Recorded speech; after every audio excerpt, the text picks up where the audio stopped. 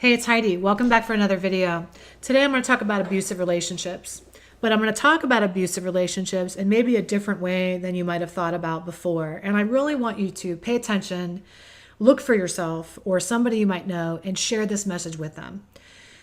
The nature of an abusive relationship is the irony of it, and people can look at a woman or a man who's in one and go, oh my God, why don't you just get out of that? Why do you stay? That's crazy, right? Why are you in this? The reason that most people are in abusive relationships is, quite frankly, they don't even realize they're actually in an abusive relationship. They think they're in a relationship that's troubled with somebody who's troubled with somebody who's tormented, or that they're the problem, or on and on and on. So let's just first go over the nature, the cycle of abuse. Okay, and how it looks. The cycle of abuse looks like, at first, it doesn't start off abusive at all, right? At first, it starts off like the courtship, and that's the seduction. You meet the person, they seem perfect, they're so kind, they're so sweet, they put you on a pedestal, they make you feel special, they make you feel wonderful. You think, oh my gosh, I've met the man or woman of my dreams. That's absolutely unbelievable. And then suddenly some time will go by, and then there'll be like something off, like a threat of harm, or they'll be like, they'll introduce the threat of harm, right? And this could be just like just threatening to hurt somebody, or raising their temper, or getting really over the top, or something like that. And then depending upon how you react to it will be their kind of green light to see how far they can go, and then they'll move on to the next phase, right?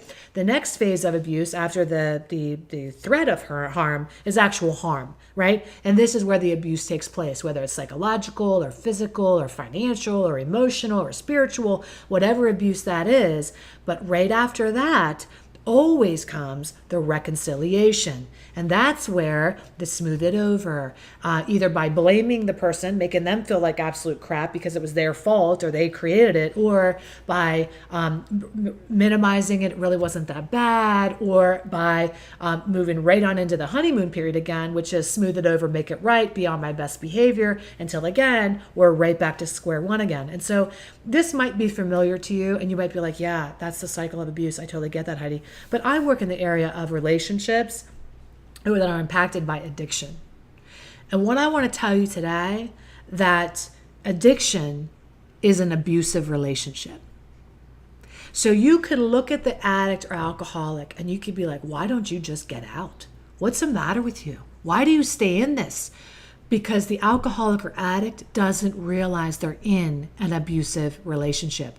They idolize, they fantasize, they see that person for better than they are, the drug, they see that thing, they don't realize what's going on. Let's take the cycle of abuse and apply it to addiction, okay? This is just my theory. This is something that I've come up with because in the 7 years that I've been teaching at one of the world's leading drug and alcohol treatment centers, I see the nature of this abusive relationship played out over and over and over again in thousands of clients. So I'm quite confident in what I can tell you, but I'm going to walk you through it, okay? And when I share this information with my clients, the light bulb goes on, they go, holy shit, I didn't even think of it that way. And that's my goal, right? So let's apply it. I have some notes here that I want to go over with you. So the first stage of an abusive relationship with alcohol or drugs is that it seduces you. It's the honeymoon, it's the courtship. So maybe the first time that you have that drink, ooh, wow, all of a sudden you feel like you can come out of your shell a little bit more. It feels fantastic. You're the life of the party. Everybody's like friendly with you. First time you have an Ativan, you're like, oh my God, this is great. The anxiety's gone. I can take a couple more of those and be even more let loose or whatever. So soon it makes you feel initially like you're on top of the world. You take some cocaine, you feel like you could climb Mount Everest, right? You're amazing, you're wonderful, you're a goddess, you're powerful. You think all of these things. It loosens you up, it sets you free or whatever. So it feels like it's the perfect thing. Oh my God, I've met my soulmate, right? And then as you move through this relationship, abusive relationship with drugs or alcohol, you get into the threat of harm, where maybe something bad happens, like you lose something, right? Or you almost have a DUI, or you have a DUI, but it really wasn't that bad, or maybe your friends are starting to like reject you a little bit, but the drug, another stage of the cycle of abuse is isolation. The drug will start to isolate you from your friends and family, just like an abusive partner will, right? Start to make you think that your family is the one that's crazy. Your friends are really the ones that have the problem. And so the drug will isolate you just like an abusive boyfriend would, right? Introduce the threat of harm. See how you react. You hang in there, and then you go to the next phase where the actual abuse happens from the drug or from the alcohol, where now you actually do have harm.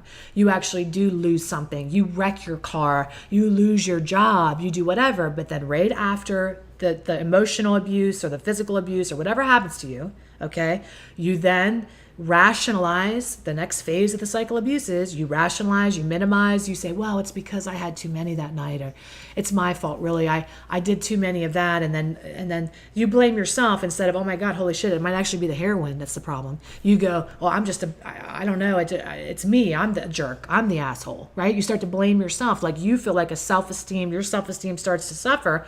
Why am I not able to drink successfully? It's not the alcohol. It's me. I drank before we went out. You blame, you minimize, you rationalize, and you sweep it under the rug. And then you go back to the honeymoon phase again, where you try to drink responsibly or use drugs normally or whatever. And then the cycle of abuse starts again. But here's the deal. Abusive relationships, until you get out, just continue to get worse. They ramp up and amp up. And some of you are in an abusive relationship so bad, your drug of choice, your abuser has actually killed you. It's actually killed you. You've overdosed, but you've come back, so you keep going back in, right? You don't realize that you're in an abusive relationship.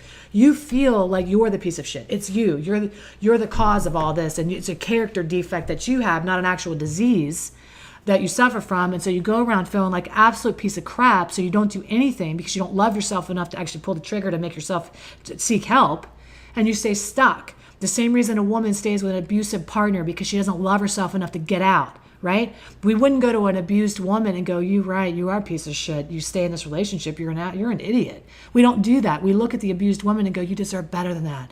You are better than that. Come on, let me help you. Let's find a way, right? You deserve so much more. You're beautiful. You're smart. You're strong. You're kind. But we take an addict or an alcoholic and we go, you asshole.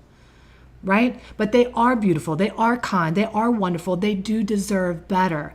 Love is the answer in a lot of cases like that. When you're in an abusive relationship, it's to see the forest through the trees, that there's love waiting for you on the other side. If you can let that relationship with drugs or alcohol go, there is love for you on the other side. A loving, caring, supportive relationship. It's because you couldn't bond with people the way you wanted to that you bonded that substance instead. But that substance is your abuser. It's time to move on, right? Go to lovecoachheidi.com to learn more. I love you. Take great care. Bye-bye.